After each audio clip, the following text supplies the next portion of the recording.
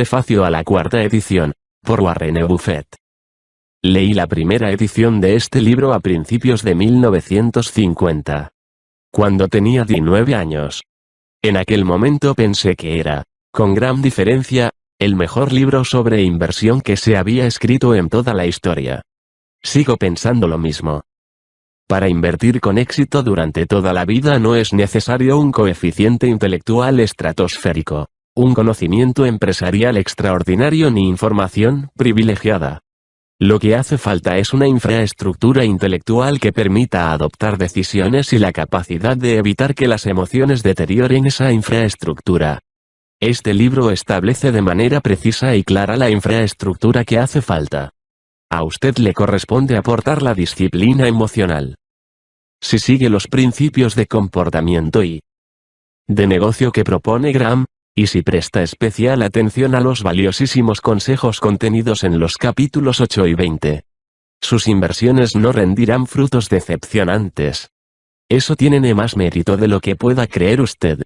El que consiga resultados extraordinarios no dependerá del esfuerzo y el intelecto que aplique a sus inversiones, así como de las oscilaciones provocadas por la irracionalidad del mercado que se produzcan durante su carrera de inversión. Cuanto más irracional sea el comportamiento del mercado, más oportunidades tendrá el inversor que se comporte de manera profesional. Siga las indicaciones de Graham y se beneficiará de la irracionalidad, en lugar de ser víctima de ella. Para mí, Ben Graham fue mucho más que un autor o un profesor. Él influyó en mi vida mucho más que cualquier otra persona, salvo mi padre. Poco después del fallecimiento de Ben en 1976. Escribí el siguiente obituario breve sobre él en el Financial Analyst's Journal. A medida que avancen en la lectura del libro, creo que percibirán alguno de los rasgos que menciono en este homenaje. Benjamin Graham 1894. 1976. Hace varios años Ben Graham, que en aquella época tenía casi 80 años de edad, manifestó a un amigo la idea de que esperaba hacer todos los días, algo alocado, algo creativo y algo generoso. La inclusión de ese primer objetivo caprichoso reflejaba su gran habilidad para expresar las ideas de una manera en la que no tienen en cabida la exageración, el afán de dar lecciones o el engreimiento. Aunque sus ideas tenían un gran potencial, su forma de expresarlas era indefectiblemente amable. A los lectores de esta revista no les hace falta que me explaye sobre los logros que obtuvo desde el punto de vista de la creatividad. Es muy frecuente que el fundador de una disciplina vea eclipsado su trabajo por el de sus sucesores en un plazo relativamente breve. Sin embargo, 40 años después de la publicación del libro que aportó estructura y razonamiento lógico a una actividad desordenada y confusa, resulta difícil destacar posibles candidatos incluso para el puesto de segundo clasificado en el terreno del análisis de valores. En un terreno en el que buena parte de las teorías parecen insensateces pocas semanas o meses después de su publicación, los principios de Ben han conservado su firmeza y sensatez, y su valor frecuentemente ha aumentado y se ha podido comprender mejor tras las tormentas financieras que han echado por tierra otras estructuras intelectuales más endebles. Su consejo de sensatez aportó incesantes recompensas a sus seguidores, incluso a aquellos que contaban con capacidades naturales inferiores a las de los profesionales mejor dotados que fracasaron al seguir a quienes abogaban por la brillantez o la moda.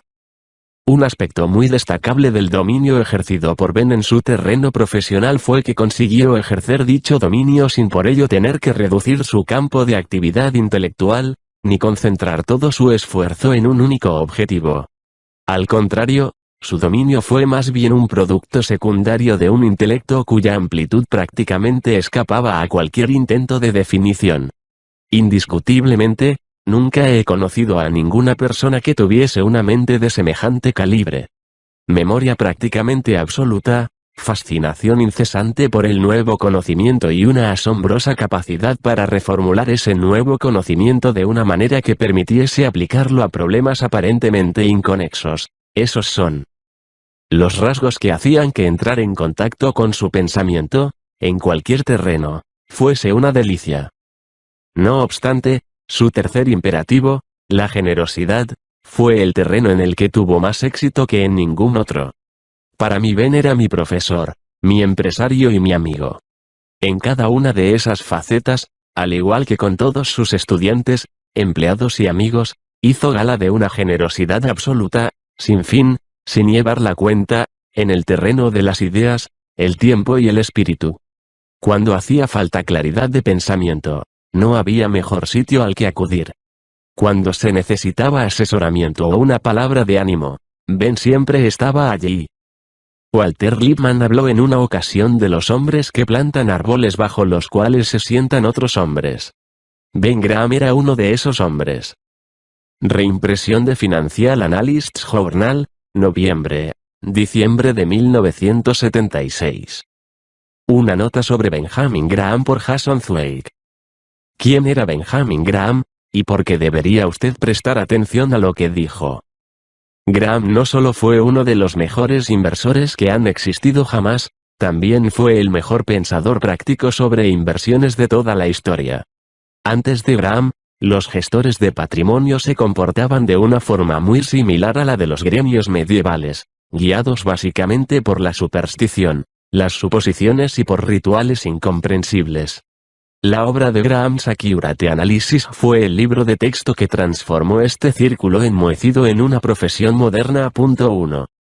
Por su parte, El inversor inteligente fue el primer libro en el que se describió, para los inversores individuales, el marco emocional y las herramientas analíticas esenciales para el éxito financiero. Sigue siendo, individualmente considerado, el mejor libro sobre inversión que se ha escrito para el público general. El inversor inteligente fue el primer libro que leí cuando empecé a trabajar para la revista Forbes como aprendiz de reportero en 1987. Y me sorprendió la certeza con la que Graham afirmaba que antes o después todos los períodos alcistas de mercado acaban de mala manera. En octubre de aquel año las acciones estadounidenses sufrieron su peor crisis en una sola jornada de la historia, y me enganché a las teorías de Graham. Hoy en día, después del período exuberantemente alcista de finales de 1999 y de la brutal recesión que comenzó a principios de 2000, las afirmaciones de El inversor inteligente parecen más proféticas que nunca. Graham adquirió sus conocimientos por las malas, vivió en primera persona la angustia de la pérdida financiera y estudió durante décadas la historia y la psicología de los mercados. Nació en Londres el 9 de mayo, de 1894, con el nombre de Benjamin Grosbaum. Su padre era comerciante de platos y figuras de porcelana. 2 La familia se trasladó a Nueva York cuando Ben tenía 1 año de edad. Al principio disfrutaron de un buen nivel de vida, con doncella, cocinero y ama de llaves francesa en Upper Fifth Avenue, la mejor zona de Nueva York. Sin embargo, el padre de Ben falleció en 1903. El negocio de la porcelana tuvo problemas y la familia cayó rápidamente en la pobreza. La madre de Ben convirtió su casa en una casa de huéspedes. Después, se endeudó para hacer operaciones en el mercado de valores a margen, y se arruinó con la crisis de 1907. Durante el resto de su vida, Ben recordaría la humillación de tener que cobrar un cheque para su madre y oír al cajero preguntando, ¿tiene Dorothy Grosbaum crédito para cobrar $5? Afortunadamente, Graham obtuvo una beca en Columbia, donde su brillantez floreció plenamente. Se graduó en 1914. El segundo de su promoción. Antes de que concluyese el último semestre de estudios de Graham, 3 departamentos, inglés, filosofía y matemáticas, le habían solicitado que se uniese a su plantilla docente. Solo tenía 20 años de edad. Dejando a un lado el mundo académico, Graham decidió intentarlo en Wall Street. Comenzó como administrativo en una firma de negociación de bonos, después empezó a trabajar como analista, más tarde alcanzó el rango de socio y poco después estaba dirigiendo su propia sociedad de inversión. El apogeo y posterior caída de Internet no habrían sorprendido a Graham.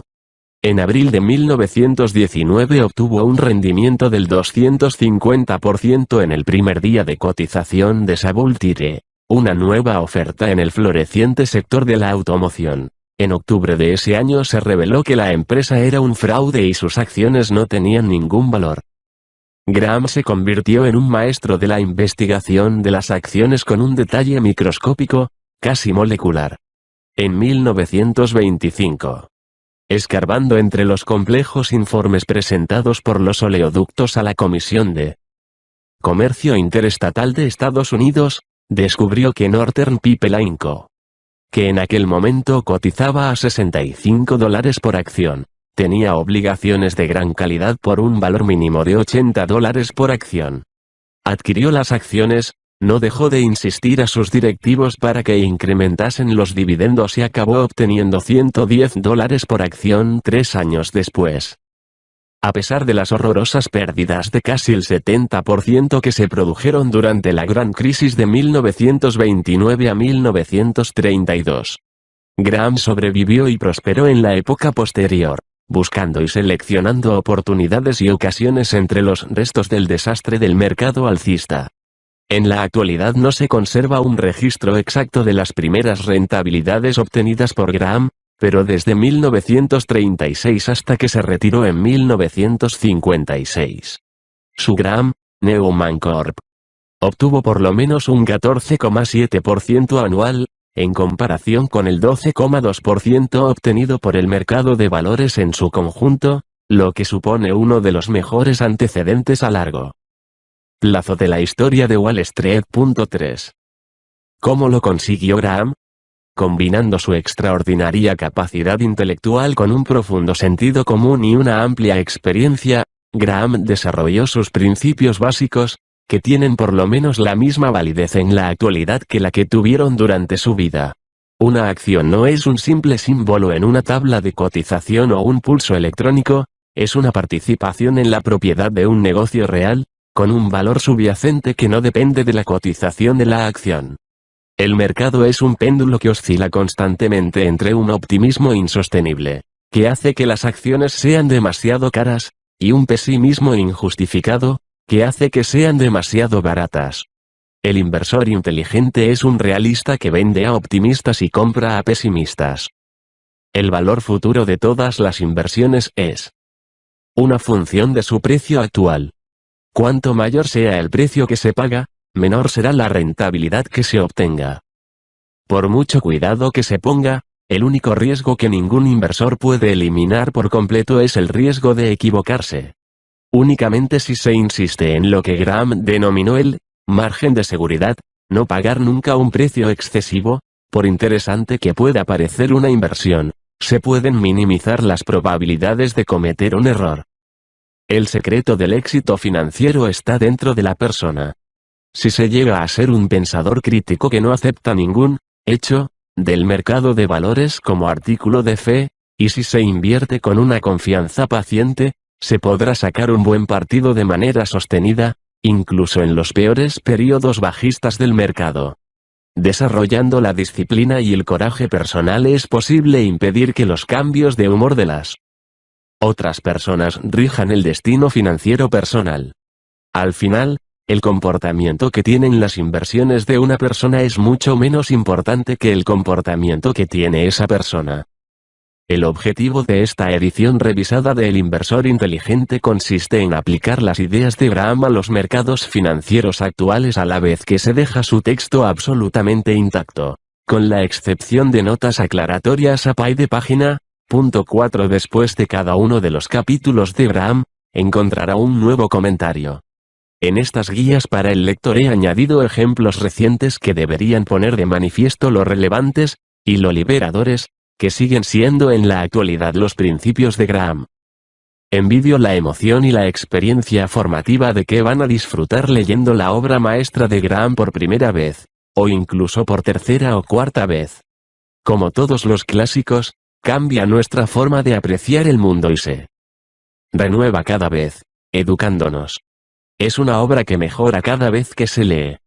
Teniendo a Graham como guía, es seguro que llegará usted a ser un inversor mucho más inteligente. Introducción. ¿Qué se pretende conseguir con este libro?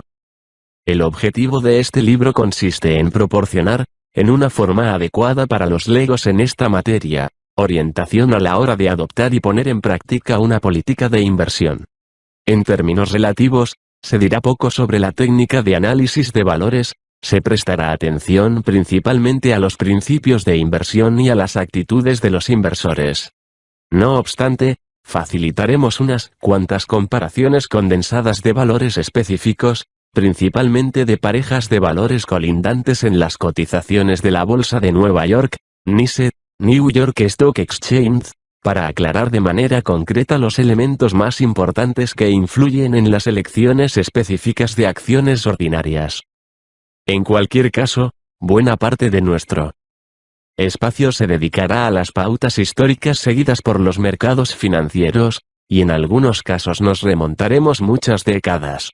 Para invertir de manera inteligente en valores es necesario estar dotado de un conocimiento adecuado del comportamiento que han tenido en la práctica los diferentes tipos de obligaciones y de acciones en circunstancias variables, de las cuales es muy probable que, por lo menos algunas, vuelvan a darse en nuestra propia experiencia personal. No hay afirmación más cierta ni más aplicable a los mercados de valores que la famosa advertencia de Santayana: los que no recuerdan el pasado están condenados a repetirlo. Nuestro texto se dirige a los inversores, que es una figura claramente diferente de los especuladores, y nuestra primera tarea será aclarar y destacar estas diferencias, en la actualidad prácticamente olvidadas. Debemos afirmar desde el principio que este no es un libro sobre cómo ganar 1 millón. No hay formas seguras y fáciles de alcanzar la riqueza en los mercados de valores. Ni en ningún otro sitio. No estaría mal reforzar la afirmación que acabamos de hacer con un poco de historia financiera, sobre todo si se tiene en cuenta que se pueden extraer unas cuantas lecciones de dicha historia.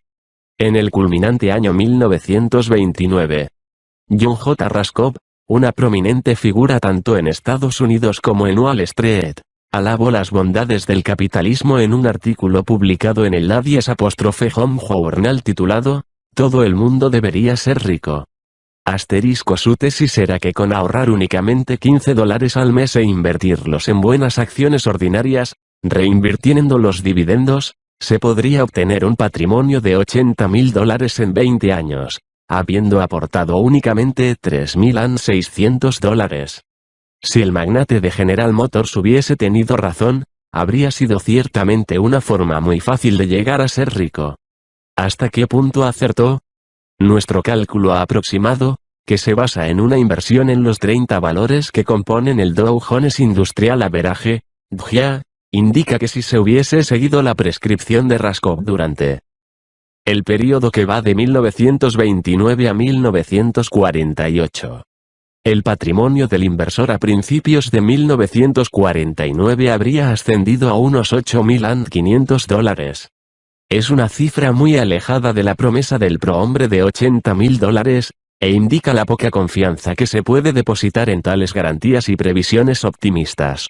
Sin embargo, y como comentario marginal, debemos destacar que la rentabilidad realmente obtenida por esa operación a 20 años habría sido de más del 8% compuesto anual, y eso teniendo en cuenta que el inversor habría comenzado sus adquisiciones con el DJA en un nivel de 300 y habría acabado con una valoración basada en el nivel de cierre a 1948 de 177.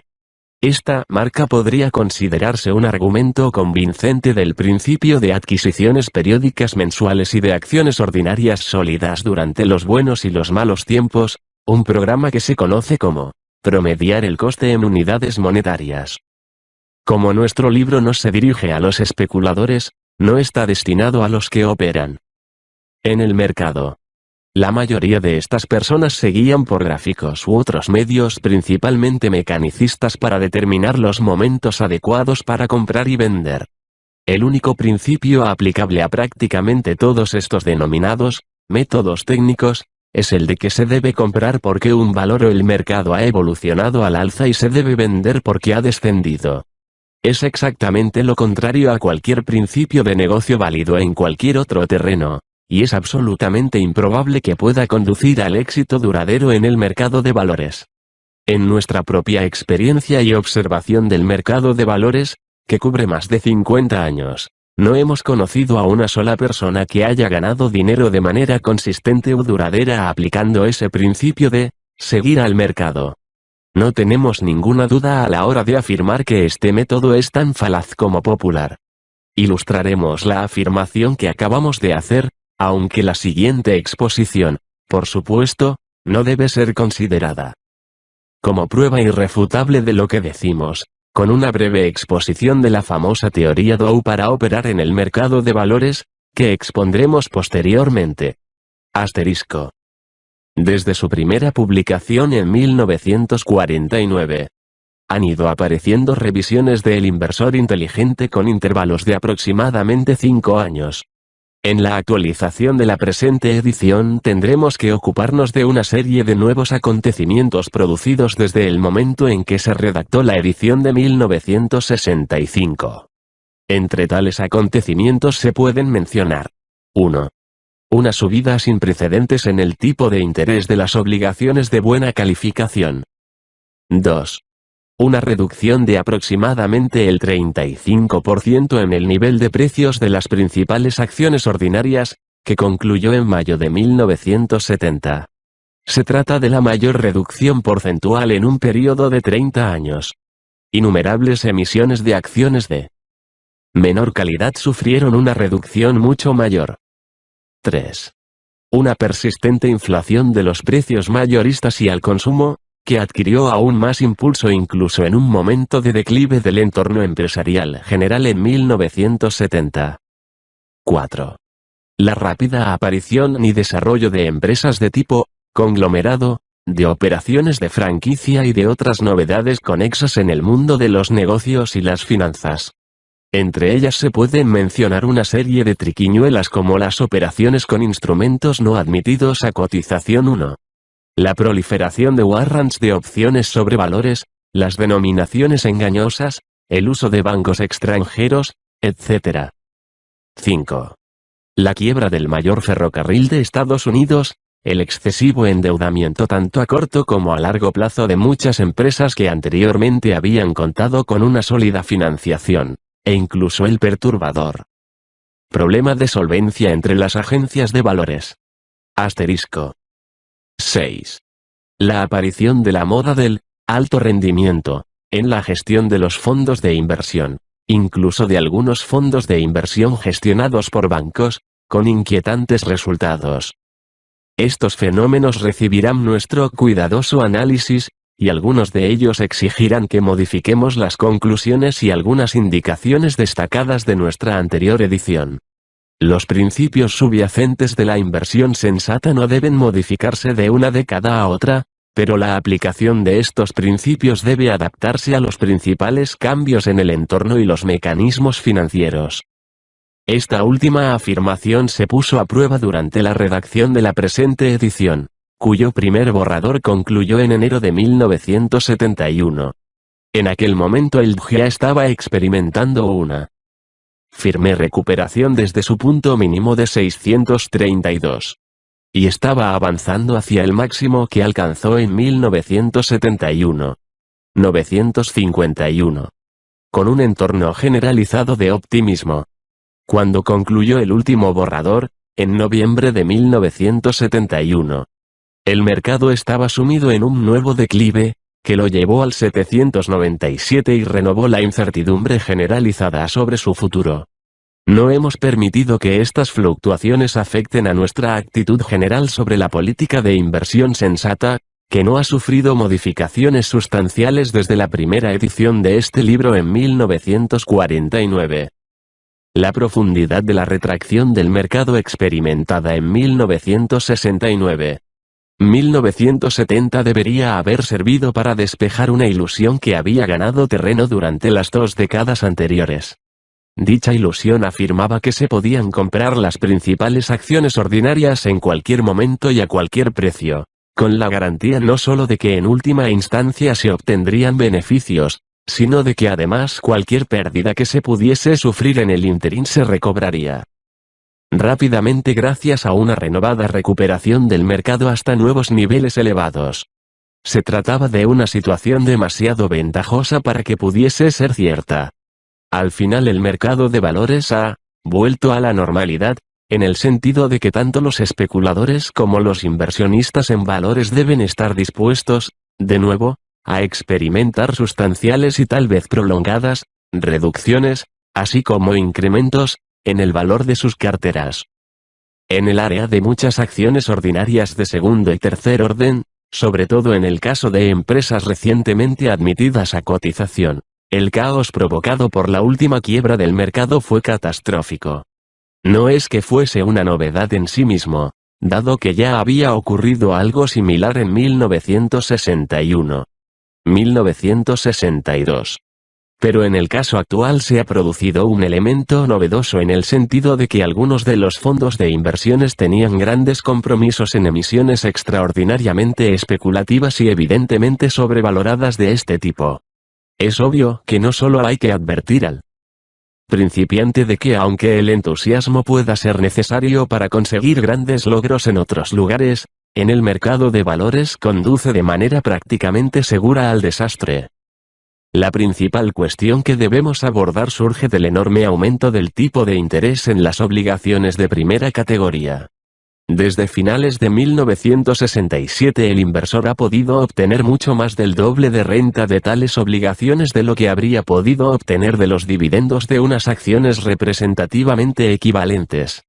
A principios de 1972 la rentabilidad de las obligaciones de mayor nivel era del 7,19%, en comparación con un mero 2,76% en el caso de los valores industriales.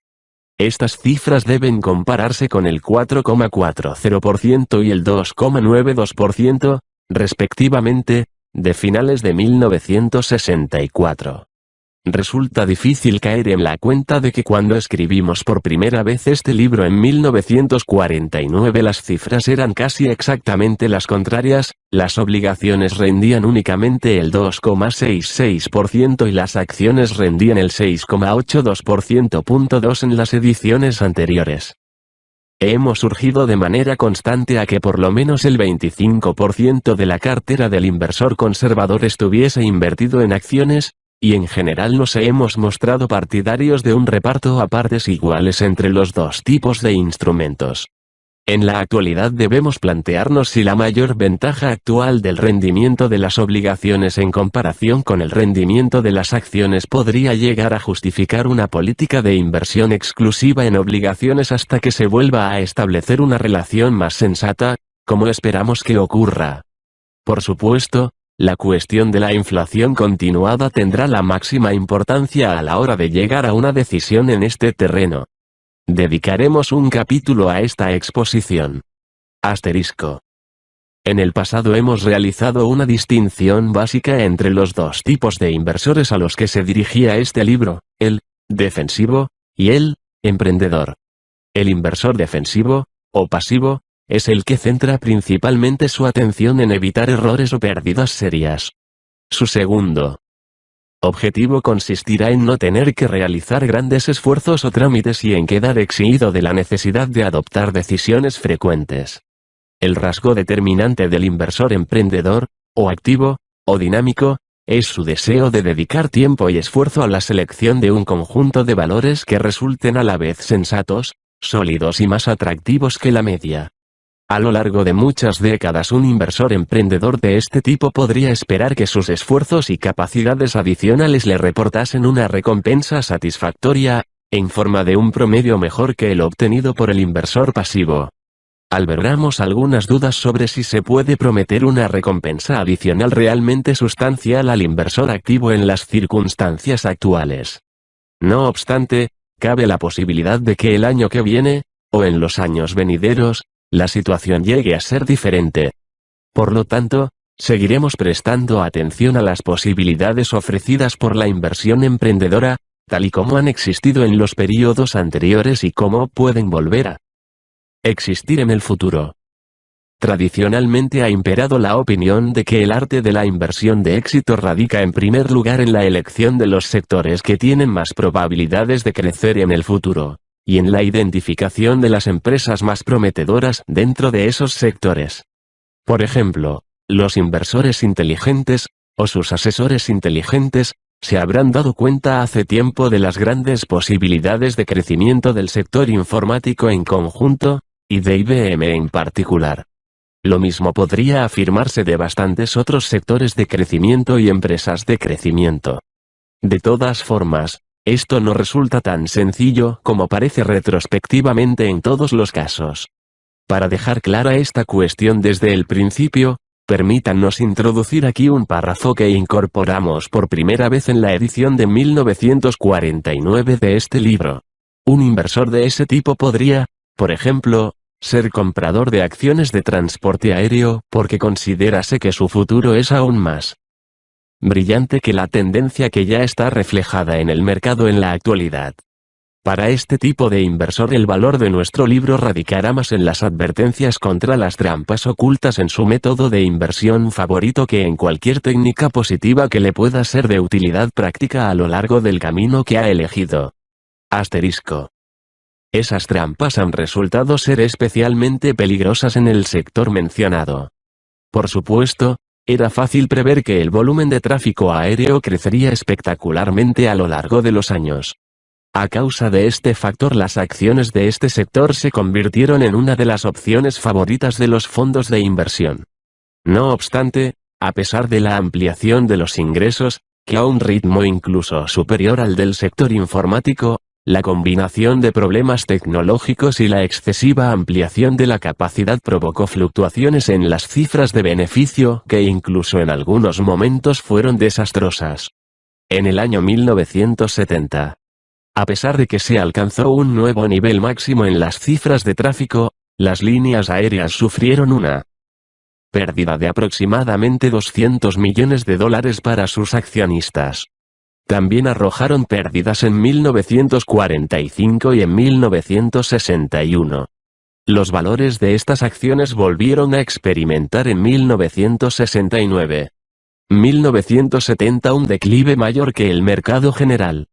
Los registros históricos indican que incluso los expertos con dedicación exclusiva y substanciales salarios de los fondos de inversión se equivocaron radicalmente a la hora de calibrar el futuro a un plazo relativamente corto de un sector importante y nada esotérico. Por otra parte, aunque los fondos de inversión tienen inversiones sustanciales y obtienen beneficios sustanciales con IBM, la combinación de su aparentemente elevado precio y la imposibilidad de estar absolutamente seguro acerca de su tipo de crecimiento les impidieron destinar más de aproximadamente el 3% de sus fondos a esta empresa con magníficos resultados. Por lo tanto, el efecto de esta excelente opción en sus resultados generales no ha sido, en modo alguno, decisivo. Adicionalmente, muchas, cuando no la mayoría, de sus inversiones en empresas del sector informático diferentes de IBM han acabado siendo, aparentemente, muy poco o nada rentables. De estos dos ejemplos generales se pueden extraer dos lecciones para nuestros lectores. 1. Las perspectivas evidentes de crecimiento físico de un sector no se traducen en beneficios evidentes para los inversionistas. 2. Los expertos no disponen de formas fiables de elegir y concentrar sus inversiones en las empresas más prometedoras de los sectores más prometedores. El autor no ha seguido este método en su carrera financiera como gestor de fondos de inversión, y no puede ofrecer ni asesoramiento específico ni grandes ánimos a los que deseen probarlo. ¿Qué tratamos, entonces, de lograr con este libro? Nuestro principal objetivo consistirá en orientar al lector para prevenirle frente a las áreas de posibles errores sustanciales, y en desarrollar políticas con las que se sienta cómodo. Hablaremos bastante sobre la psicología de los inversores, porque indiscutiblemente el principal problema del inversor, e incluso su principal enemigo, es muy probable que sea él mismo. La culpa, querido inversor, no está en nuestras estrellas, y no está en nuestras acciones, sino en nosotros mismos.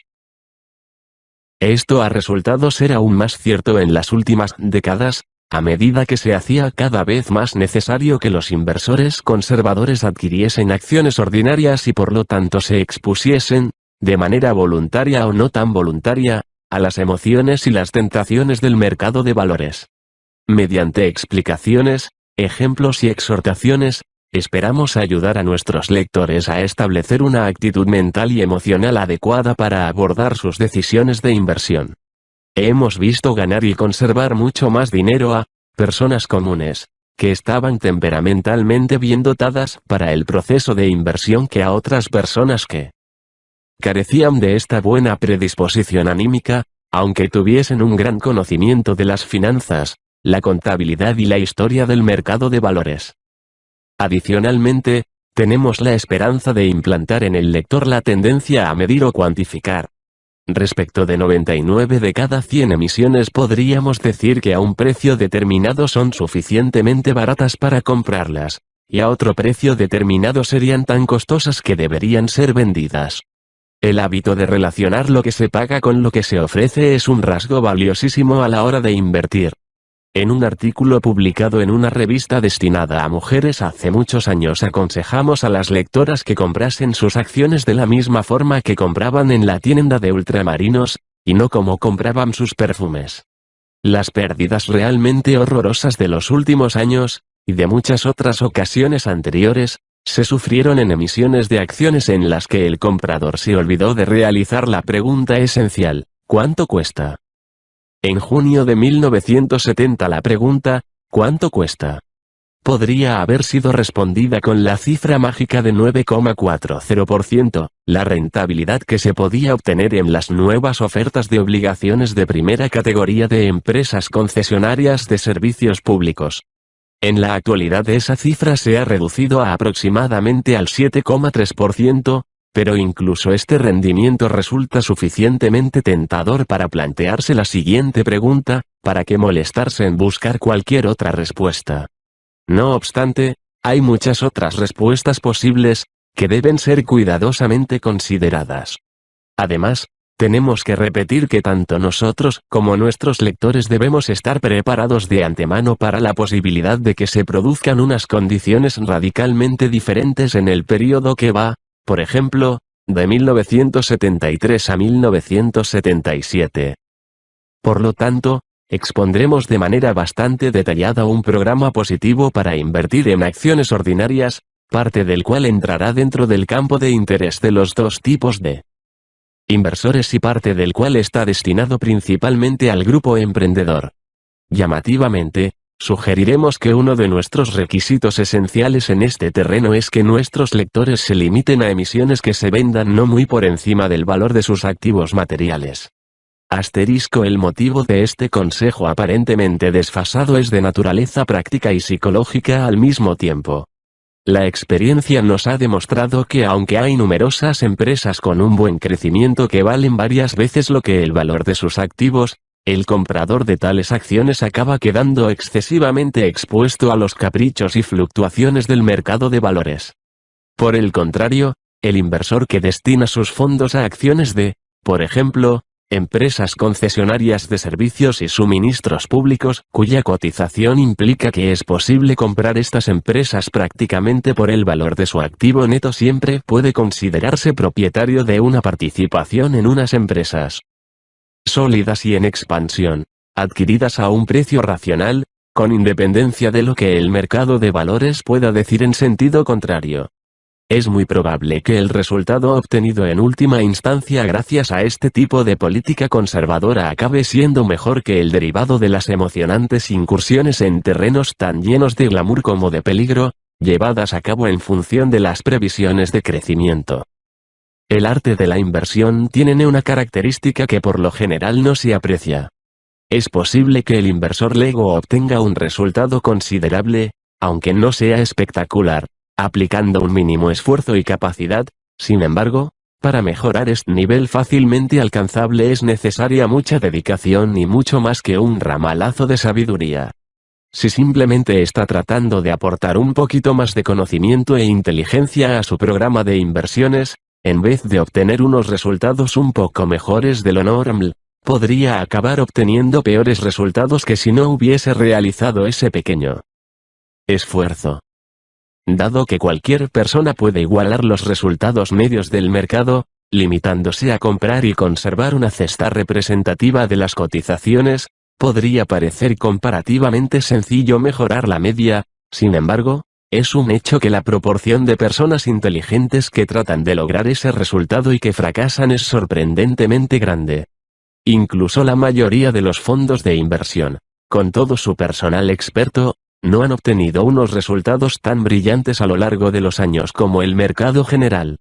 En combinación con lo que acabamos de decir están los resultados de las predicciones publicadas del mercado de valores elaboradas por las agencias de bolsa, respecto de las cuales hay elocuentes pruebas de que sus previsiones, basadas en complejos cálculos, han sido menos fiables que si las hubiesen elaborado limitándose a lanzar una moneda al aire. A la hora de escribir este libro hemos tratado de tener presente esta trampa básica de la inversión. Se han destacado las virtudes de una política de cartera sencilla, la adquisición de obligaciones de gran categoría en combinación con una cartera diversificada de las principales acciones ordinarias, que cualquier inversor puede poner en práctica con escasa colaboración de expertos. Las incursiones más allá de este territorio seguro y firme se han presentado como si estuviesen llenas de dificultades desafiantes, sobre todo en el área del temperamento. Antes de lanzarse a una incursión de ese tipo, el inversor debería estar seguro de sí mismo y de sus asesores, en especial a la hora de determinar si tienen una clara concepción de las diferencias existentes entre la inversión y la especulación y entre el precio de mercado y el valor subyacente. Un método sensato y racional de inversión, firmemente basado en el principio del margen de seguridad, puede generar sustanciales beneficios. No obstante, no se debe adoptar la decisión de tratar de obtener unos rendimientos sustanciales, en vez de tratar de obtener los frutos garantizados de la inversión defensiva, sin haberse sometido a un profundo examen de conciencia personal. Un último pensamiento en retrospectiva. Cuando el joven auditor empezó a trabajar en Wall Street en junio de 1914 nadie tenía ni la más remota idea de lo que nos esperaba en el siguiente medio siglo. El mercado de valores ni siquiera sospechaba, en un plazo de 2 meses, iba a estallar una guerra mundial que acabaría cerrando la bolsa de valores de Nueva York. En el momento presente, en 1972. Estados Unidos, el país más rico y poderoso de la Tierra, aunque esté asolado por todo tipo de problemas importantes y aunque su confianza sobre el futuro flaquee.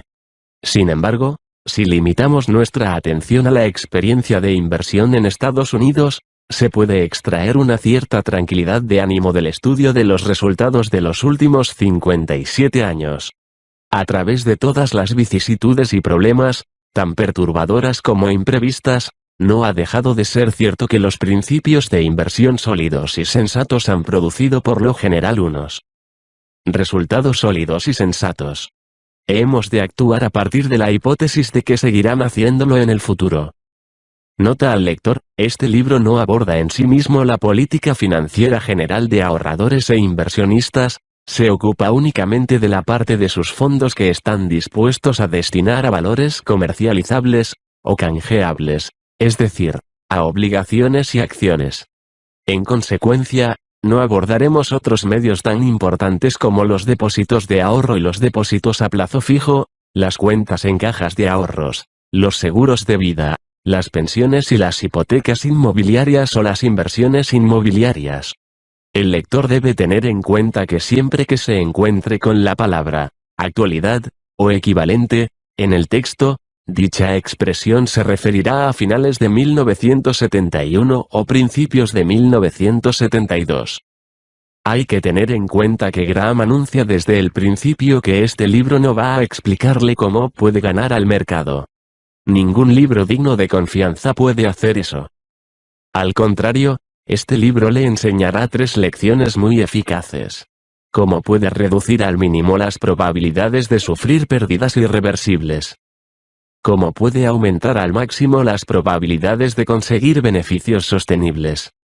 Cómo puede controlarse el comportamiento autodestructivo que impide que la mayor parte de los inversores aprovechen todo su potencial. En los años de crecimiento de finales de la década de 1990. Cuando los valores tecnológicos parecían duplicar su cotización todos los días, la noción de que se podía perder prácticamente todo el dinero invertido parecía absurda. Sin embargo, a finales del año 2002, muchas de las empresas.com y de telecomunicaciones habían perdido el 95% de su valor o más. Después de perder el 95% del dinero, es necesario ganar un 1900% simplemente para volver al punto de partida. 1. La asunción de riesgos alocados puede colocarle en una situación tan desesperada que le resulte prácticamente imposible recuperarse. Ese es el motivo de que Graham insista constantemente en la importancia de evitar las pérdidas, y no solo lo hace en los capítulos 6, 14 y 20, sino en los hilos de advertencia con los que ha entretejido todo el texto. Por mucho cuidado que se tenga, el precio de las inversiones descenderá de vez en cuando. Aunque nadie puede eliminar ese riesgo, Graham le mostrará cómo puede gestionarlo, y cómo puede controlar sus temores. ¿Es usted un inversor inteligente? Respondamos a una pregunta de importancia capital. ¿Qué quiere decir exactamente Graham con la expresión inversor inteligente? En la primera edición de este libro, Graham define el término, y deja claro que este tipo de inteligencia no tiene nada que ver con el coeficiente intelectual o las puntuaciones SAT. Simplemente significa tener la paciencia, la disciplina y la voluntad necesarias para aprender. Por otra parte, también es necesario saber controlar las emociones y pensar por uno mismo. Este tipo de inteligencia, explica Graham, es más un rasgo del carácter que del cerebro. 2. Hay pruebas de que un elevado coeficiente intelectual y una gran formación académica no son suficientes para conseguir que un inversor sea inteligente. En 1998. Long Term Capital Management LP, un fondo de inversión de gestión alternativa dirigido por un batallón de matemáticos, informáticos y 2 economistas ganadores del Nobel, perdieron más de $2.000 millones en cuestión de semanas, al apostar una enorme cantidad a que el mercado de bonos volvería a una situación normal. Sin embargo, el mercado de bonos siguió empeñado en que su situación fuese cada vez más anormal, y el ETCM se había endeudado hasta un nivel tal que su quiebra estuvo a punto de hundir el sistema financiero mundial. 3. En la primavera de 1720, Sir Isaac Newton tenía acciones de la Sociedad del Mar del Sur, la acción más apreciada de Inglaterra. Con la impresión de que el mercado se estaba descontrolando, el gran físico comentó que podía calcular los movimientos de los cuerpos celestiales, pero no la locura de la gente. Newton se desprendió de sus acciones de la Sociedad del Mar del Sur, embolsándose un beneficio del 100% que ascendió a 7.000 libras. Sin embargo, meses después, dejándose llevar por el exuberante entusiasmo del mercado, Newton volvió a tomar una participación en la sociedad a un precio muy superior, y perdió más de 20.000 libras, o más de $3 millones en dinero actual. Durante el resto de su vida prohibió que nadie pronunciase las palabras Mar del Sur en su presencia. 4. Sir Isaac Newton fue uno de los hombres más inteligentes que han vivido, empleando el concepto de inteligencia que más habitualmente utilizamos. Sin embargo, según los términos de Graham, Newton distaba mucho de ser un inversor inteligente. Al dejar que el rugido de la multitud se impusiese a su propio juicio, el mayor científico del mundo actuó como un tonto. En pocas palabras, si hasta el momento sus inversiones han fracasado, no es porque sea usted estúpido. Es porque, al igual que Sir Isaac Newton, no ha adquirido la disciplina emocional que es imprescindible para tener éxito en la inversión. En el capítulo 8 Graham explica de qué manera se puede mejorar la inteligencia utilizando y controlando las emociones y negándose a rebajarse hasta el nivel de irracionalidad del mercado. En ese capítulo podrá aprender la lección de que ser un inversor inteligente es más una cuestión de carácter que de cerebro. Crónica de una calamidad. Detengámonos un momento a analizar algunos de los más importantes acontecimientos financieros que han tenido lugar en los últimos años. 1. La peor crisis de mercado desde la Gran Depresión, en la que las acciones estadounidenses perdieron el 50,2% de su valor, o lo que es lo mismo, $7,4 billones, entre marzo de 2000 y octubre de 2002. 2. Descensos mucho más acusados en la cotización de las acciones de las empresas que más interés habían suscitado durante la década de 1990. Como por ejemplo AOL, Cisco, JDS Uniphase, Lucent y Qualcomm, además de la destrucción absoluta de centenares de valores de Internet. 3. Acusaciones de fraude financiero a gran escala en algunas de las empresas más respetadas y de mayor tamaño de Estados Unidos, como por ejemplo Enron, Tyco y Xerox. 4. Las quiebras de empresas que en cierto momento llegaron a estar mejor consideradas que si hubiesen sido de oro, como por ejemplo Conseco, Global Crossing y WorldCom. 5. Alegaciones de que las firmas de contabilidad habían manipulado los libros e incluso habían destruido registros para ayudar a sus clientes a engañar al público inversor. 6. Acusaciones de que los ejecutivos de grandes empresas habían desviado cientos de millones de dólares para su propio lucro personal. 7. Pruebas de que los analistas de valores de Wall Street habían alabado públicamente acciones que en privado habían reconocido que no eran más que basura. 8. Un mercado de valores que, incluso después de su sangrante descenso, parece sobrevalorado a juzgar por medidas históricas, y que sugiere a muchos expertos que las acciones tienen todavía más recorrido a la baja. 9. Un incesante descenso de los tipos de interés que ha hecho que los inversores no tengan alternativas atractivas al margen de las acciones. 10. Un entorno de inversión muy susceptible ante la imprevisible amenaza del terrorismo mundial y de la guerra en Oriente Medio. Buena parte de estos destrozos podrían haber sido, y de hecho fueron, evitados por los inversores que aprendieron los principios de Graham y los respetaron. En palabras del propio Graham, aunque el entusiasmo puede ser necesario para los grandes logros en otros ámbitos, en Wall Street conduce de manera prácticamente invariable al desastre. Al permitir que la emoción les dominase, respecto de las acciones de Internet, respecto de las acciones con un potencial de crecimiento, respecto de las acciones en conjunto, muchas personas han cometido los mismos errores estúpidos que Sir Isaac Newton. Han dejado que los juicios de otras personas se impongan a sus propios juicios personales. Se han desentendido de la advertencia de Graham de que las pérdidas realmente horrorosas siempre se producen después de que el comprador se olvidase de preguntar cuánto costaba. Lo más doloroso de todo es que, al perder su autocontrol justo en el momento en el que más lo necesitaban, estas personas han demostrado la veracidad de la afirmación de Graham de que el principal problema del inversor, incluso su peor enemigo, es muy probable que sea él mismo. El pelotazo que acabó fallando el blanco. Muchas personas se emocionaron con las acciones de tecnología y de Internet, creyéndose las mentiras de que el sector de alta tecnología seguiría creciendo más que cualquier otro durante los años venideros, o incluso durante toda la eternidad. A mediados de 1999. Después de haber obtenido un rendimiento del 117,3% en solo los primeros 5 meses del año, el gestor de cartera de Monument Internet Fund, Alexander Cheung, predijo que su fondo ganaría el 50% al año durante los 3 a 5 años siguientes y una media anual del 35%, a lo largo de los próximos 20 años. Punto 5. Después de que su fondo Amerindo Technology Fund creciese un increíble 248,9% en 1999. El gestor de cartera Alberto Vilar ridiculizó a todos los que se atreviesen a dudar de que Internet era una máquina perpetua de hacer dinero. Si no se está en este sector, se tendrán resultados insatisfactorios. Irás en coche de caballos, y yo iré en Porsche. ¿No te gustan las oportunidades de multiplicar el crecimiento por 10? Entonces vete a otra parte. Punto 6. En febrero de 2000.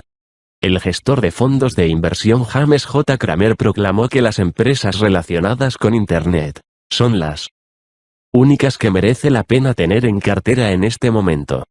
Estas, ganadoras del nuevo mundo, como las denominó, son las únicas que van a seguir subiendo más consistentemente en los buenos y en los malos tiempos. Cramer llegó incluso a tirar contra Graham: hay que deshacerse de todas las matrices y fórmulas y textos que existían antes de la web. Si utilizásemos cualquiera de las cosas que enseñaban Graham y Dodd, no tendríamos en cartera ni un duro para gestionar. Punto 7. Todos estos presuntos expertos se desentendieron de las sensatas palabras de advertencia de Graham: las perspectivas evidentes de crecimiento físico de una empresa no se traducen en beneficios evidentes para los inversores. Aunque parece sencillo predecir qué sector va a crecer más deprisa, esa capacidad de previsión no tiene valor real si la mayor parte de los demás inversores ya prevén lo mismo.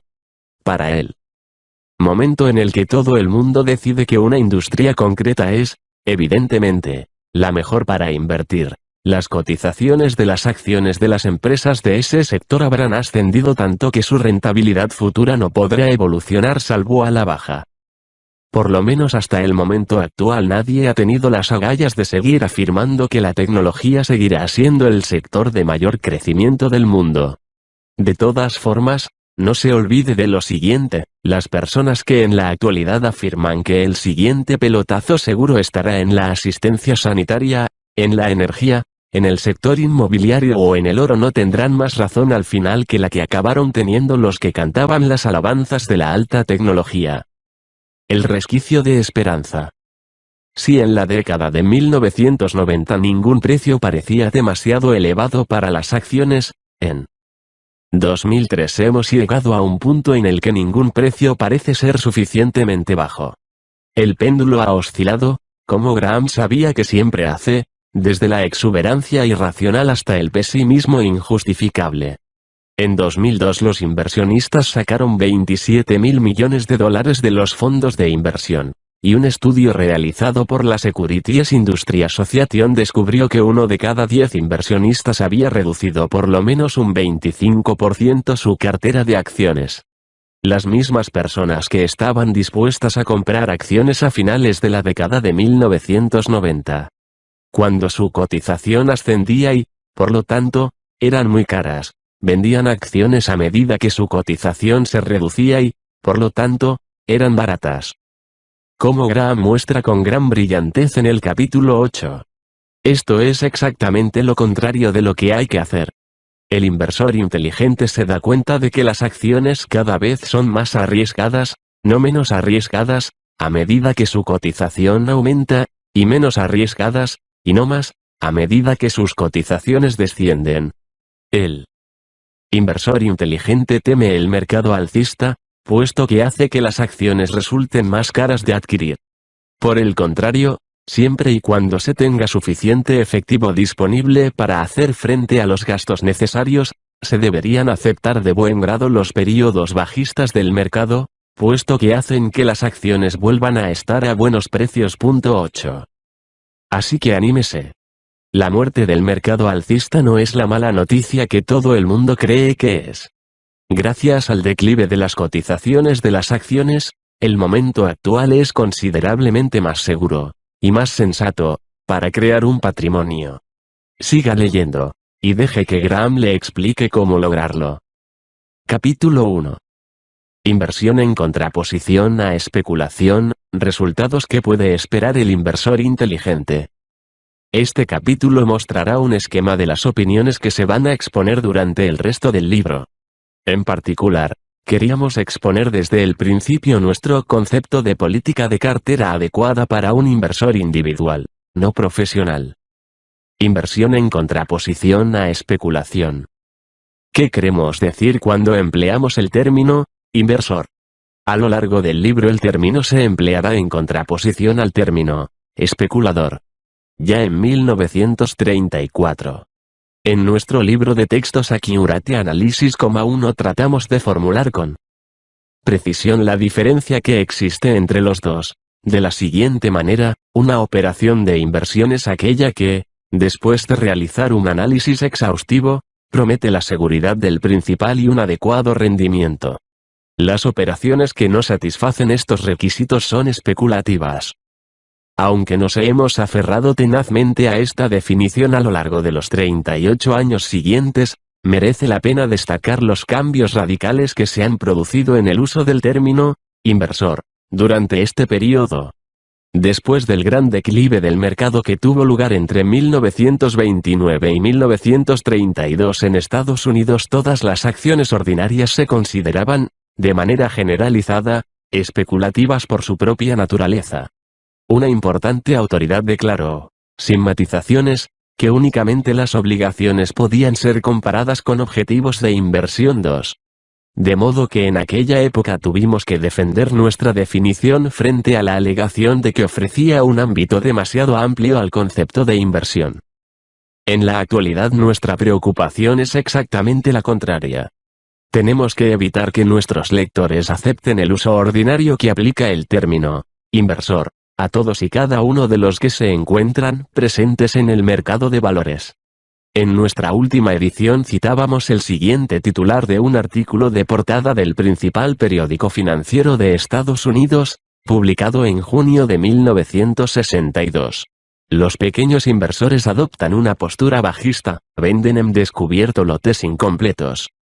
En octubre de 1970 el mismo periódico publicaba un artículo editorial en el que se criticaba a los que denominaba inversores imprudentes, que en esta ocasión se afanaban en el lado comprador.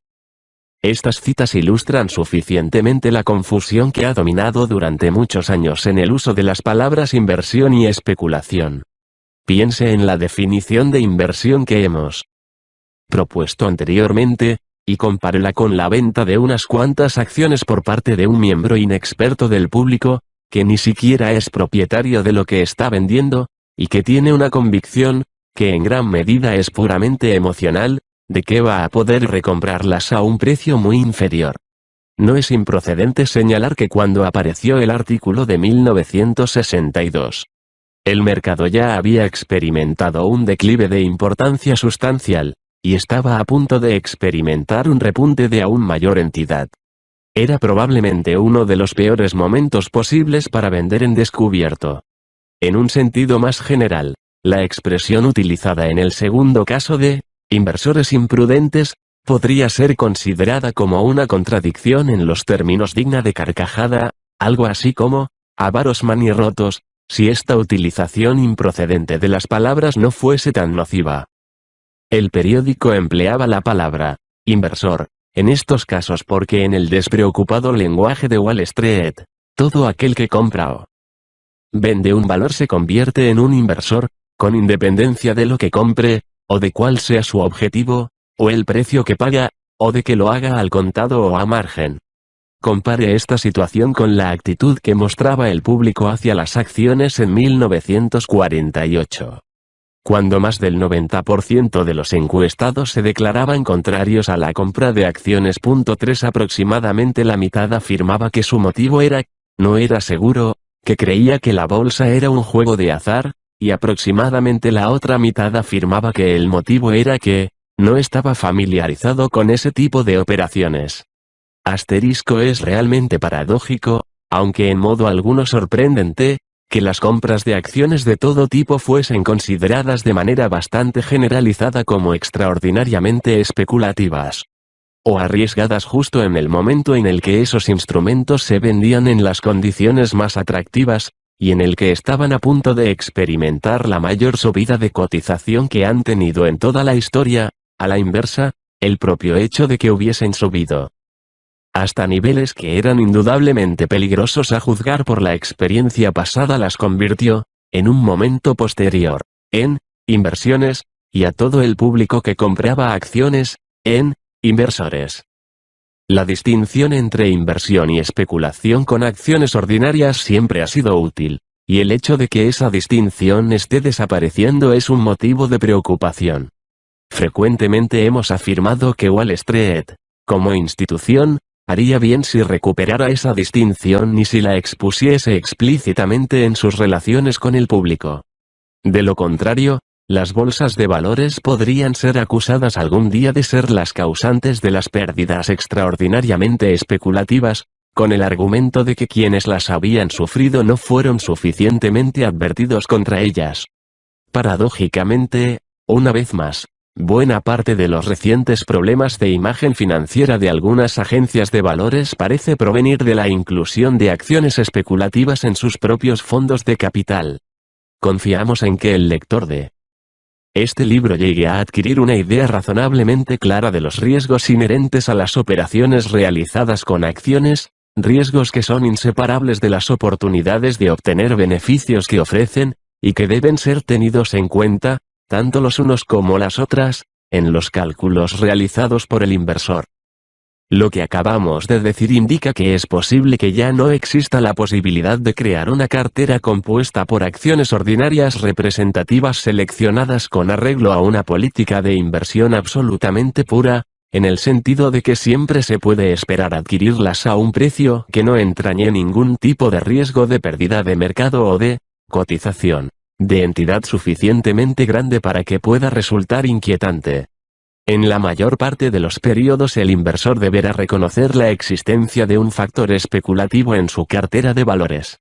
Es responsabilidad suya asegurarse de que ese elemento queda confinado a unos límites estrictos, y también es responsabilidad suya estar preparado financiera y psicológicamente para sufrir resultados negativos cuya duración puede ser breve o prolongada. Se deberían añadir 2 párrafos sobre la especulación con valores por sí misma, en contraposición al elemento especulativo que en la actualidad es inherente a la mayor parte de acciones representativas. La especulación sin matices no es ni ilegal, ni inmoral ni, para la mayor parte de las personas, un método de engordar la cartera. Al margen de eso, un cierto nivel de especulación es a la vez necesario e inevitable, porque en muchas situaciones que afectan a las acciones existen sustanciales posibilidades tanto de obtener beneficios como pérdidas, y los riesgos de dichas circunstancias deben ser asumidos por alguna persona. Hay especulación inteligente, de la misma manera que hay inversión inteligente. No obstante, hay muchas formas de conseguir que la especulación no sea inteligente. De entre ellas las más destacadas son, 1. Especular en la errónea creencia de que lo que se está haciendo en realidad es invertir. 2. Especular de manera seria en vez de hacerlo como mero pasatiempo, si se carece de los adecuados conocimientos y capacidades para hacerlo. Y 3. Arriesgar en operaciones especulativas más dinero del que se puede permitir perder. De acuerdo con nuestra concepción conservadora, todos los no profesionales que operen a margen deberían reconocer que están especulando ipso facto, y es obligación de su corredor advertirles de que lo están haciendo. Además, cualquier persona que compre un valor de lo que han dado en denominarse acciones recalentadas, o que haga cualquier tipo de operación que en esencia sea similar a esa, está especulando o haciendo una apuesta. La especulación siempre es fascinante, y puede ser muy divertida siempre y cuando sus resultados sean favorables. Si quiere probar suerte, separe una porción, cuanto más pequeña mejor, de su patrimonio, colóquela en una cuenta separada y destínela a este fin. No añada nunca más dinero a esta cuenta simplemente porque el mercado ha evolucionado al alza y los beneficios son copiosos. En realidad, ese será, precisamente, el momento de empezar a pensar en la posibilidad de retirar dinero del fondo especulativo. No mezcle nunca sus operaciones especulativas y sus operaciones de inversión en la misma cuenta, ni en ninguna parte de su proceso de reflexión. Resultados que puede esperar el inversor defensivo. Ya hemos afirmado que el inversor defensivo es aquel que está principalmente interesado en la seguridad y en no tener que molestarse mucho en la gestión de sus inversiones. En general, ¿qué vía de actuación debería seguir? ¿Y qué rendimientos podría esperar en condiciones medias normales, si es que existen realmente tales condiciones? Para responder a estas preguntas deberemos tener en cuenta en primer lugar lo que escribimos sobre esta cuestión hace 7 años. Después, los cambios sustanciales que se han producido desde entonces en los factores subyacentes que rigen el rendimiento que puede esperar el inversor y, por último, lo que debería hacer y lo que debería esperar en las circunstancias vigentes a día de hoy, principios de 1972. 1. ¿Qué dijimos hace 6 años? Recomendamos que el inversor dividiese su cartera entre obligaciones de primera categoría y acciones ordinarias de primer orden, que la proporción destinada a obligaciones nunca fuese inferior al 25% ni superior al 75%, por lo que la cifra destinada a acciones tenía que ser necesariamente la complementaria, que su opción más sencilla consistiría en mantener una proporción 50-50 entre las dos alternativas, introduciendo ajustes para restaurar la igualdad cuando la evolución del mercado la hubiese desequilibrado en un 5% aproximadamente. Como política alternativa podría optar por reducir el componente de acciones al 25%, si tenía la impresión de que el mercado había alcanzado un nivel peligrosamente elevado, y, por el contrario, que podía incrementarla hacia el máximo del 75%, si tenía la impresión de que el declive en la cotización de las acciones estaba haciendo que éstas fuesen cada vez más atractivas. En 1965 el inversor podía obtener aproximadamente el 4,5% de rendimiento con las obligaciones de primera categoría sujetas a tributación y el 3,25% con unas buenas obligaciones exentas de tributación. La rentabilidad por dividendo de las principales acciones, con el índice DJEA en un nivel del 892, ascendía únicamente al 3,2%. Este hecho, en combinación con algunos otros, recomendaba una postura cauta. Dejábamos entender que, en niveles normales de mercado, el inversor debería ser capaz de obtener una rentabilidad por dividendo inicial de entre el 3,5% y el 4,5% por sus adquisiciones de acciones, a la que debería añadir un incremento firme de valor subyacente, y en el precio de mercado normal de una cesta de acciones representativas aproximadamente del mismo importe, lo que arrojaría un rendimiento combinado por dividendos y revalorización de aproximadamente el 7,5% al año. La división en partes iguales entre obligaciones y acciones arrojaría una rentabilidad de aproximadamente el 6% antes de impuestos. Añadimos que el componente de acciones debería incorporar un sustancial nivel de protección frente a la pérdida de capacidad de compra provocada por la inflación a gran escala. Se debe destacar que los cálculos anteriores señalaban unas expectativas de un tipo de revalorización del mercado de valores muy inferior al que se había obtenido entre 1949 y 1964. Esa tasa de crecimiento había alcanzado un promedio bastante superior al 10% en lo tocante al conjunto de acciones cotizadas y, por lo general, se consideraba que era una especie de garantía de resultados igualmente satisfactorios respecto de lo que cabía esperar en el futuro. Pocas personas estaban dispuestas a considerar seriamente la posibilidad de que ese elevado tipo de revalorización en el pasado significase realmente que la cotización de las acciones estaba, en un nivel demasiado elevado en la actualidad, y, por lo tanto, que los maravillosos resultados obtenidos desde 1949 no fuesen un augurio de muy buenos resultados, sino por el contrario de malos resultados, para el futuro. Punto 4. 2. ¿Qué ha ocurrido desde 1964? El principal cambio desde 1964 ha sido el incremento de los tipos de interés ofrecidos por las obligaciones de primera categoría, que han alcanzado unos niveles máximos en términos históricos, aunque desde entonces se ha producido una considerable recuperación desde los precios inferiores de 1970.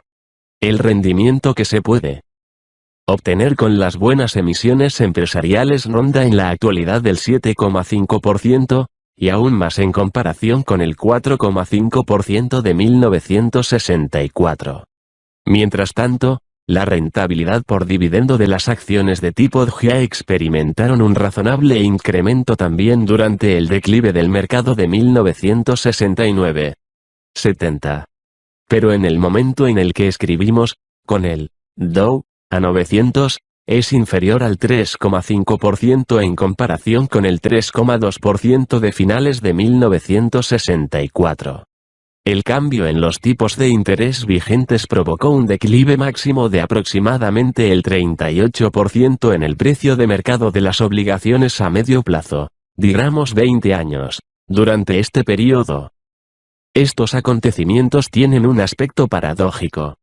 En 1964 realizamos una prolongada exposición sobre la posibilidad de que el precio de las acciones pudiese ser demasiado elevado y estar sujeto a un severo declive en última instancia.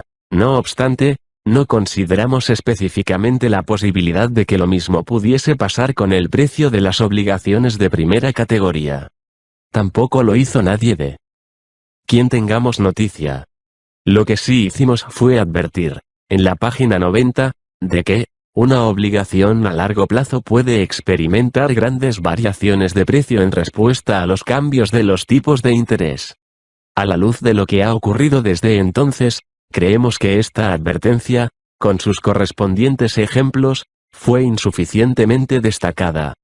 Porque el hecho es que si el inversor hubiese tenido una cantidad concreta en el DGA a su precio de cierre de 874 en 1964, habría obtenido un pequeño beneficio sobre dicha cantidad a finales de 1971, incluso en el nivel inferior, 631, de 1970 la pérdida declarada habría sido inferior que la que se muestra en las obligaciones a largo plazo de buena categoría. Por otra parte, si hubiese limitado sus inversiones en obligaciones a bonos de ahorro de Estados Unidos, emisiones empresariales a corto plazo o cuentas de ahorro, no habría experimentado pérdida en el valor de mercado de su principal a lo largo del periodo y habría disfrutado de un mejor rendimiento por renta que el ofrecido por las buenas acciones. Por lo tanto, resultó que los auténticos, equivalentes a efectivo, acabaron siendo mejores inversiones en 1964 que las acciones ordinarias, a pesar de la experiencia de inflación que, en teoría, debería haber favorecido a las acciones en relación con el efectivo. La reducción en el valor del principal cotizado de las obligaciones a largo plazo de buena categoría fue consecuencia de los acontecimientos que tuvieron lugar en el mercado de dinero, una zona de difícil comprensión, que normalmente no influye mucho en la política de inversión de los particulares. Esta es otra más de la innumerable serie de experiencias que se han producido a lo largo del tiempo y que han demostrado que el futuro de los precios de los valores nunca puede darse por sabido por adelantado. Prácticamente siempre las obligaciones han fluctuado mucho menos en precio que las acciones y, por lo general, los inversores siempre han podido adquirir buenas obligaciones con cualquier tipo de vencimiento sin tener que preocuparse sobre las variaciones que pudiese experimentar su valor de mercado. Esta regla general ha sufrido unas cuantas excepciones, y el periodo siguiente a 1964 resultó ser una de ellas. Volveremos a hablar sobre las modificaciones de los precios de las obligaciones en un capítulo posterior. 3. Expectativas y política a finales de 1971 y principios de 1972. Hacia finales de 1971 era posible obtener un interés sujeto a tributación del 8% con obligaciones empresariales a medio plazo de buena calidad, y del 5,7% exento de tributación con unas buenas obligaciones estatales o municipales. En el terreno del más corto plazo, el inversor podía obtener aproximadamente el 6% en emisiones de la administración estadounidense reembolsables en un plazo de 5 años. En este último caso, el comprador no tenía que preocuparse de una posible pérdida de valor de mercado, puesto que estaba seguro del íntegro reembolso, incluido el 6% de rendimiento por intereses, al final de un periodo de tenencia relativamente breve. El DGA al recurrente nivel de precios de 900 imperante en 1971 únicamente rinde el 3,5%. Partamos de la hipótesis de que en la actualidad, al igual que en el pasado, la decisión de política básica que se debe adoptar es la forma de repartir los fondos entre obligaciones de gran categoría, o lo que se denomina también, equivalente a efectivo, y las principales acciones de tipo DGA. ¿Qué vía debería seguir el inversor en las condiciones actuales, si no tenemos ningún motivo sólido para predecir ni un movimiento sustancial al alza ni un movimiento sustancial a la baja durante un cierto periodo en el futuro?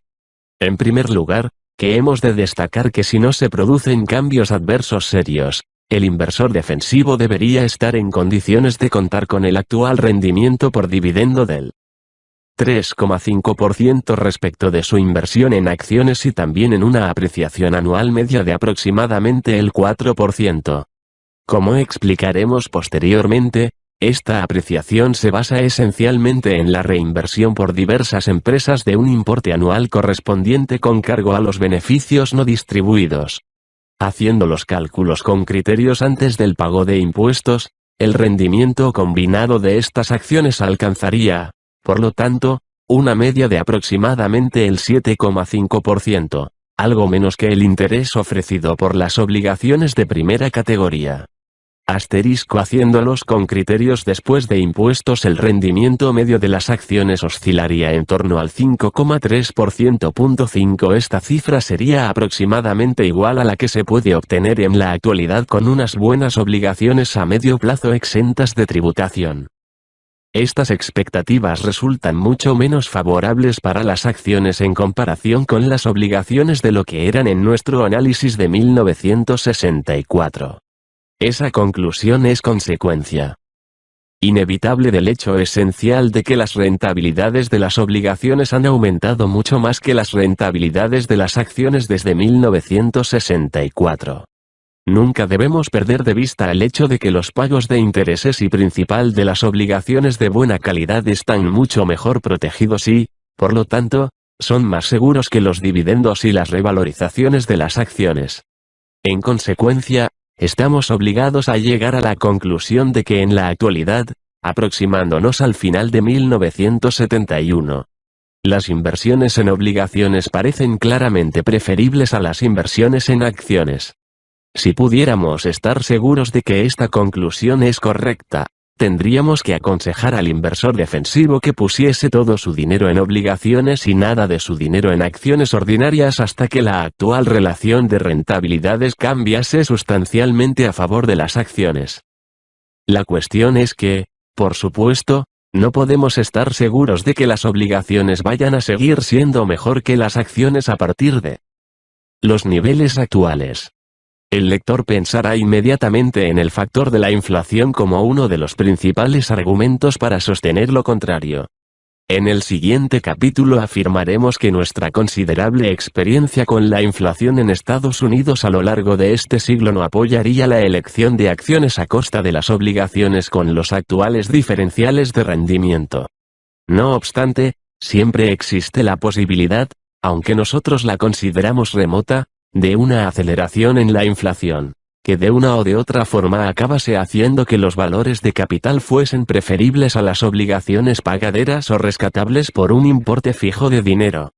Existe la posibilidad alternativa, que también consideramos extraordinariamente improbable, de que las empresas estadounidenses lleguen a conseguir un nivel tal de beneficios, sin que se produzca una aceleración de la inflación, que se justifique un gran aumento de los valores de las acciones en los años venideros. Por último, también existe la posibilidad más probable de que vayamos a ser testigos de otro gran aumento especulativo en el valor de mercado que no tenga una justificación real en los valores subyacentes. Cualquiera de estas razones, y tal vez otras que no se nos han ocurrido, podrían hacer que el inversor lamentase tener una concentración del 100% en obligaciones, incluso a sus niveles de rendimiento más favorables. Por lo tanto, después de esta abreviada exposición de las principales consideraciones, volveremos a enunciar la misma política de compromiso básico para los inversores defensivos, es decir, que en todo momento tengan una parte sustancial de sus fondos en carteras de tipo obligación y una parte significativa también en acciones. Sigue siendo cierto que pueden optar entre mantener un reparto sencillo a partes iguales entre los dos componentes o una proporción diferente en función de su valoración, que varíe entre el mínimo del 25% y el máximo del 75% de cualquiera de las dos. Ofreceremos nuestra opinión más detallada sobre estas políticas alternativas en un capítulo posterior.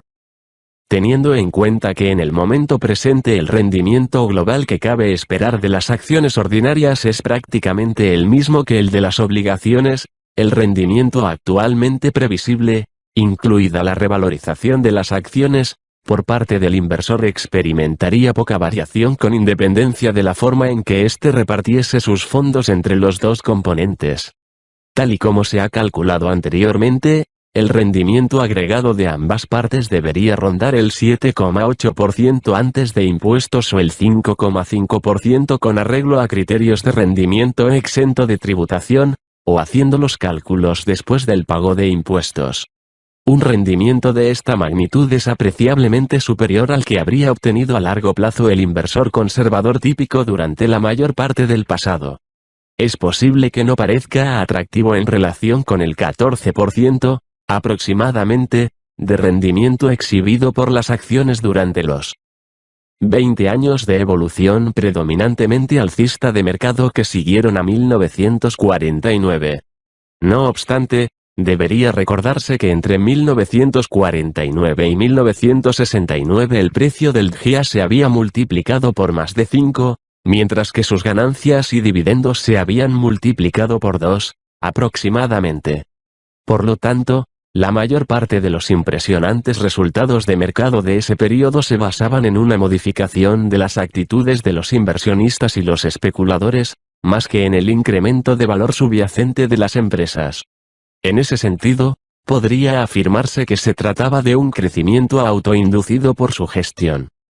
Al hablar sobre la cartera de acciones del inversor defensivo hemos limitado nuestros comentarios exclusivamente a emisiones de máxima categoría del tipo que se incluyen en los 30 títulos integrados en el Dow Jones Industrial Average.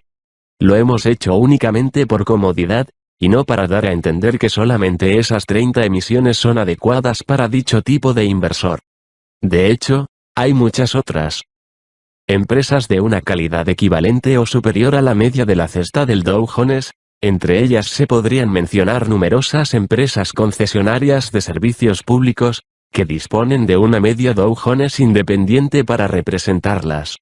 Asterisco. No obstante, la principal cuestión que se quiere destacar es que los resultados generales del inversor defensivo no serán, con toda probabilidad, radicalmente diferentes de una lista diversificada representativa a otra, por decirlo más exactamente, que ni dicho inversor ni sus asesores serán capaces de predecir con certeza cuáles son las diferencias que acabarán produciéndose en la práctica en última instancia.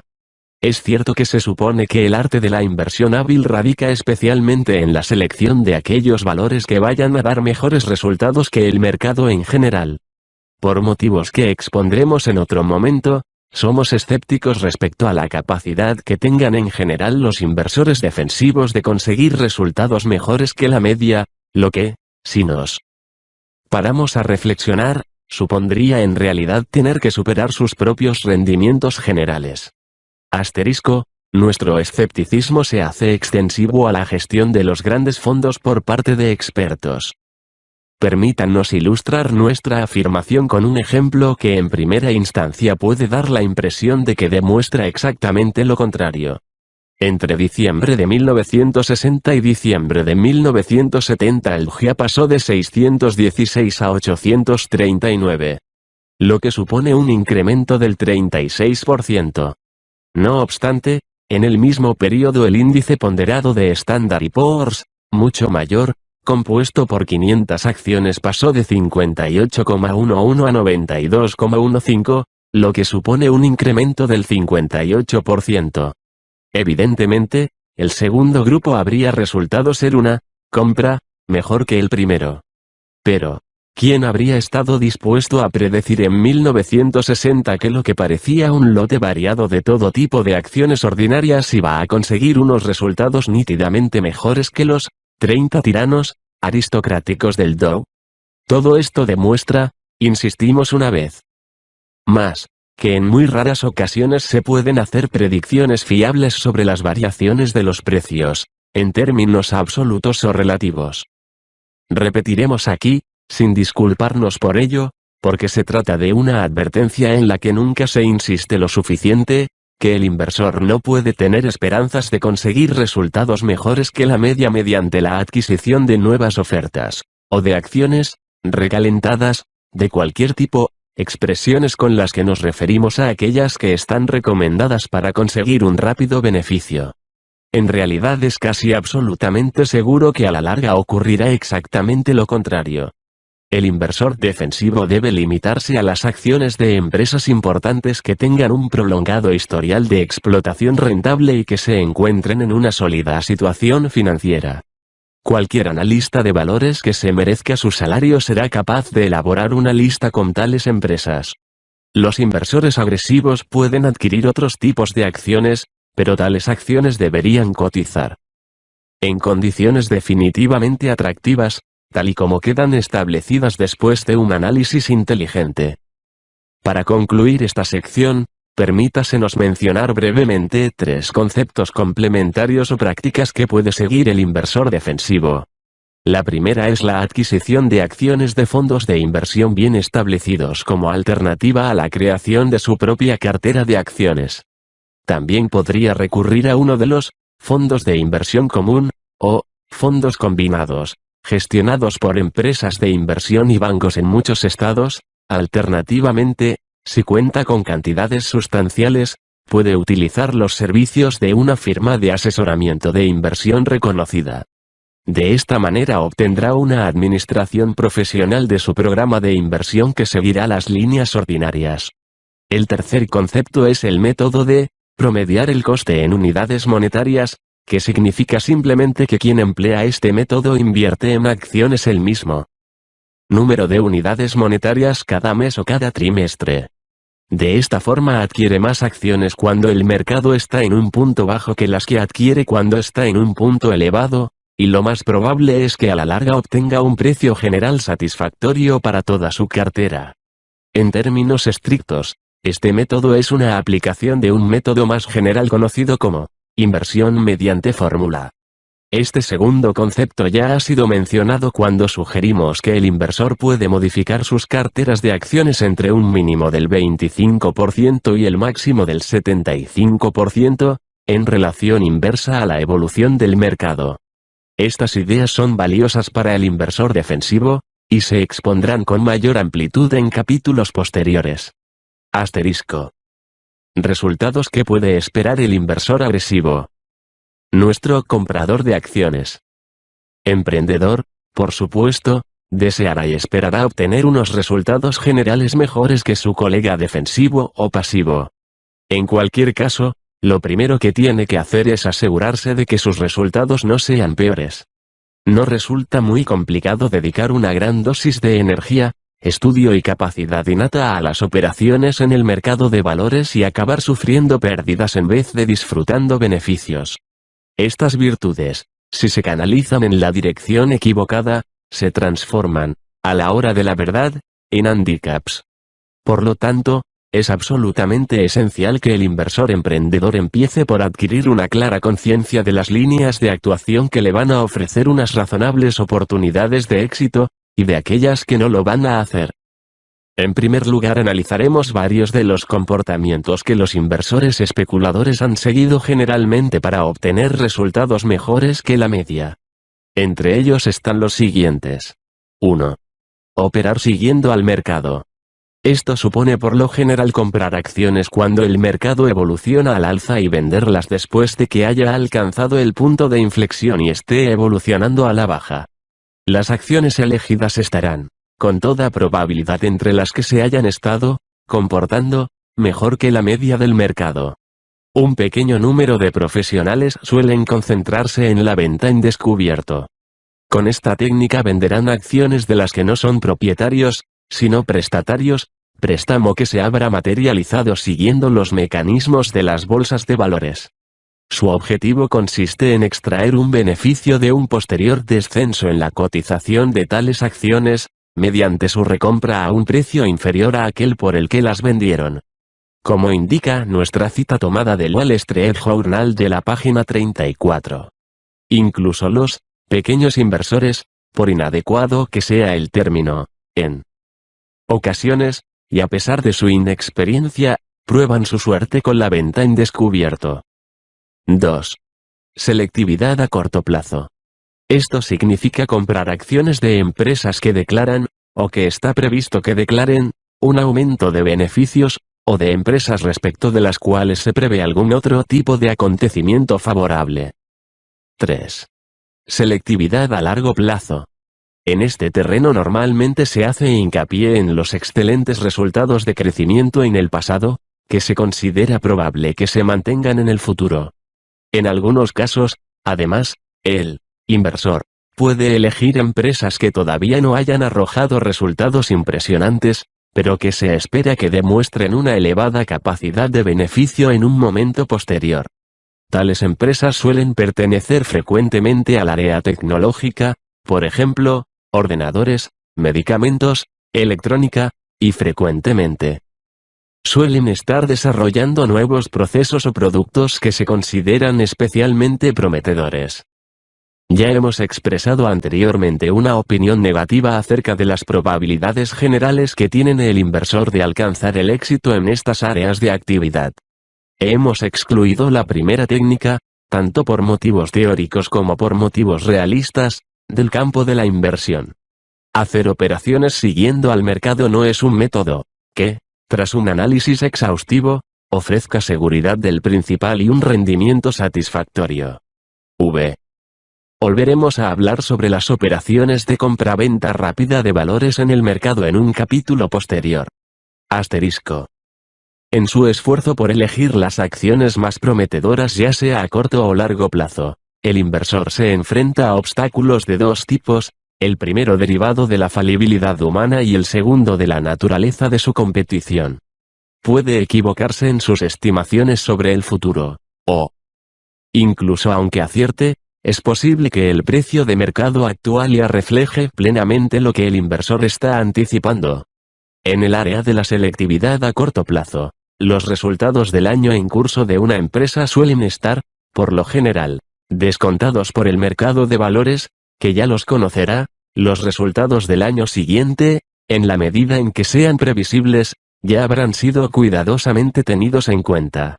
Por lo tanto, el inversor que elige emisiones basándose principalmente en los resultados superiores obtenidos en el año en curso, o en lo que se le dice que puede esperar para el año próximo, tiene muchas probabilidades de encontrarse con que muchos otros han hecho lo mismo que él, por el mismo motivo. Al elegir acciones por sus perspectivas a largo plazo, el inversor se enfrenta a unos obstáculos básicamente idénticos. La posibilidad de un error manifiesto en la predicción, que ilustramos con nuestro ejemplo de las líneas aéreas de la página 20, es indudablemente mayor que cuando tiene que abordar los beneficios a más corto plazo. Como los expertos suelen equivocarse cuando realizan tales previsiones, teóricamente es posible que un inversor extraiga grandes beneficios si hace predicciones correctas en un momento en el que el mercado en conjunto está haciendo predicciones incorrectas. No obstante, eso únicamente ocurre en la teoría. ¿Cuántos inversores emprendedores pueden dar por supuesto que tienen la capacidad intelectual o los dones proféticos para superar a los analistas profesionales en su juego favorito de estimar los beneficios futuros a largo plazo? Por lo tanto, todo ello nos conduce a la siguiente conclusión, tan lógica como desconcertante: para disfrutar de una probabilidad razonable de obtener unos resultados continuados mejores que la media, el inversor debe seguir unas políticas que sean 1. Inherentemente sensatas, firmes y prometedoras, y 2. Que no gocen de popularidad en el mercado de valores. ¿Hay algún tipo de política de ese estilo que tenga el inversor emprendedor a su disposición? Una vez más, la teoría nos indica que la respuesta debería ser sí. Hay motivos generales para pensar que la respuesta debería ser afirmativa también en la práctica. Todo el mundo sabe que las variaciones especulativas de las acciones tienen recorridos demasiado prolongados en ambas direcciones, con frecuencia en el mercado general y con certeza, por lo menos, en un número limitado de los valores individuales. Además, es posible que una acción concreta esté minusvalorada por falta de interés o por un prejuicio popular injustificado. Podríamos llegar más lejos y afirmar que en una proporción asombrosamente grande de las operaciones realizadas con acciones ordinarias, los que las realizan no parece que sean capaces de distinguir, por utilizar términos que no puedan ser considerados groseros, una parte de su anatomía de otra. En este libro mostraremos numerosos ejemplos de discrepancias pasadas entre precio y valor. Por lo tanto, Da la impresión de que cualquier persona inteligente, que tenga una buena capacidad numérica, debería darse todo un festín en el mercado de valores, aprovechándose de la inconsciencia de otras personas. Eso parece, pero por algún motivo a la hora de la verdad las cosas no son tan sencillas. Comprar una acción pasada por alto y, por lo tanto, minusvalorada para obtener beneficios suele ser una experiencia que requiere mucho tiempo y que pone a prueba la paciencia del inversor. Vender en descubierto una emisión excesivamente popular y, por lo tanto, sobrevalorada tiene muchas probabilidades de acabar siendo una prueba no solo del coraje y la capacidad de resistencia de la persona, sino también de la profundidad de sus bolsillos. El principio es sensato, su aplicación con buenos resultados no es imposible, pero es evidentemente un arte que no resulta fácil dominar.